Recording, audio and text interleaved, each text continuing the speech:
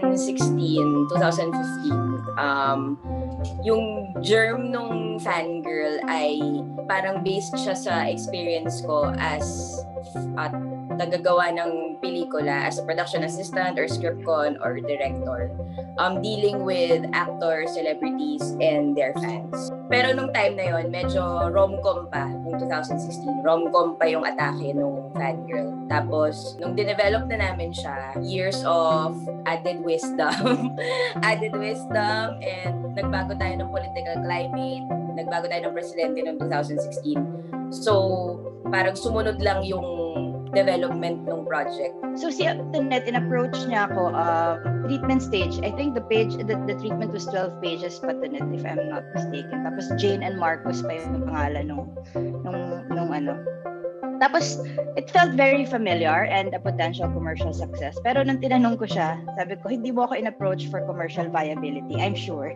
Kasi yung mga films na ginagawa ko, hindi siya for commercial viability. Tapos sabi niya sa akin, no ate, it's going to be a very dark film. Tapos we're gonna dig deeper into the psyche of a crazy fan, and then also a deconstruction of an idol. Tapos sabi niya, it's very political. Nung sabi niya, it's political, sabi ko, let's do it na.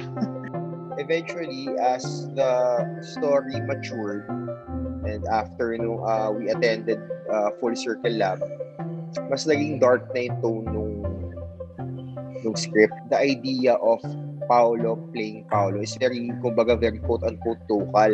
So we have to make it relatable to people who don't know Paolo Avellino as an actor. Preparation for the role, sometimes parang siguro people would see it easy kasi parang I play myself.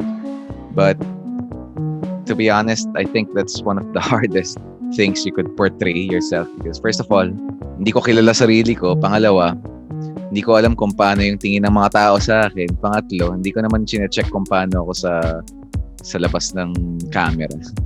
So, parang, ayun, mix and match. Trinay ko lang i-up konti yung energy. Paolo? Sobrang bilis po na nangyari, pero sinabi na nila agad nung look test na day before nung shoot siguro, na may method sila na gagawin, yung wag ako mag-feel bad pag ginawa nila yon, yung wala akong tent, yung walang standby area, saka yung bawal kausapin si Pao, ipapag-feel nila sa akin na fan lang talaga ako, ganyan. Si Director Net nga, binigyan niya ako ng idea na maglagay ng picture ni Pao as wallpaper ng cellphone ko para ma-remind ako everyday na dapat crush ko si Pao at dapat fan ako ni Pao, parang ganun. Jane was anonymous for the most part of the film. So dulo lang malalaman talaga kung ano yung pangalan niya. And it was intentional na wala talaga siyang pangalan. Even Paolo never addressed her sa pangalan niya. Very interesting yung industry natin and our fan culture. Kasi kapag tinitignan mo yung idol mo sa screen, ang feeling mo, ganun din sila sa totoong buhay. I-expect mo, paglabas nila ng pelikula, sila pa rin, mabait pa rin siya. So, paano kapag yung artista pala, yung celebrity na tinignan mo from afar, na akala mong kilala mo na, ibang-iba pala siya sa totoong buhay. So, gaano kalayo mo pwedeng mahalin yung idol mo? Si Tonette, klaro siya na parang gusto niyang parang semi-documentary. That's the reason why may ganong treatment si Tonette na yung walang rehearsal, walang markers. Kasi parang dapat sinusundan lang sila ng camera. And also yung decision, very clear din si Tonette na babae yung mga cam operators namin. You know, the female gaze, kung ano nga ba siya, at kung meron nga ba siya, tapos baka makita natin along the way habang ginagawa yung pelikula. So yung decision to get female cinematographers, so doon galing yun. If we fall in love.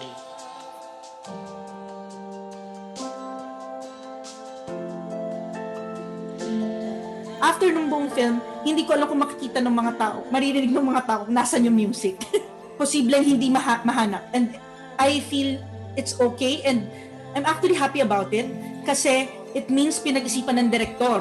Maraming desisyon na ginawa nila Tonet ay yung alisin nga natin to. Alisin nga kaya natin tong music na to. Conscious decision ang pag-alis ng music. Mahalaga sa akin yung kung ano ang ibig sabihin ng silence sa isang material. And ang pinaka-favorite ko about silence is dahil minsan ang silence yung pinaka nagbibigay ng truth dahil hindi mo kinukulayan yung isang eksena. Parang treatment na napag-usapan namin ni Tere ay yung music sana ay may boses ng batang babae. Kaya ganun yung nagawa ni Tere na mas yung music yung parang humming ng babae. Siya yung parang foundation ng music. Sino ba yun? Sino yun? Sino yun? Yung nataanan natin kanina? Sinong nataanan? So basically, in sound design, I really think that we need to think like architecture. So we have a movie, and we have four main elements like dialogues, ambience, effect, and music. And each element have its own goal. You know, I mean, about Fangirl, the most important was how to create this gap and this degree between subjectivity and objectivity. I mean that how to go inside the body of the fangirl and how to feel exactly and how to control exactly the perception of the audience. I mean, us during the story. Siguro yung nasa utak ko habang ina-edit ko siya, kasi ano lang naman essentially silang dalawa lang naman, si Pao tsaka si Charlie. Si Pao kasi parang mystery siya, parang POV natin yung POV ni Jane. So kung ano nalalaman ni Jane, yun lang yung nalalaman ng audience. So parang lahat ng layers ni Pao unti-unting nare-reveal ganyan. Tapos kasabay nun, nagbabago si Jane sa buong pelikula. Kumbaga nakikita mo yung transformation niya. So saan nabimit yung dalawang yun habang napapanood natin yung pelikula? Fangirl is also ultimately a coming-of-age story. It's about a girl who wants to be a woman so fast and so bad that she and the people around her forget that she's actually just a child, a girl.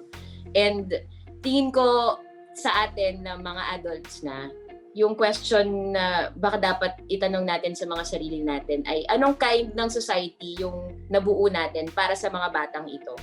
Parang ground check siya na parang maybe it's time to realize that itong katuwaan natin or itong pag-iidolo natin is this, up to some extent. Sometimes you have to ground yourself, look around, and look at reality. Hindi na ako bata.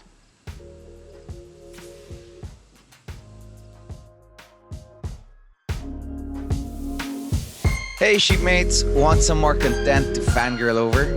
Make sure to subscribe to the Black Sheep YouTube channel and click the bell button below so you don't miss a thing.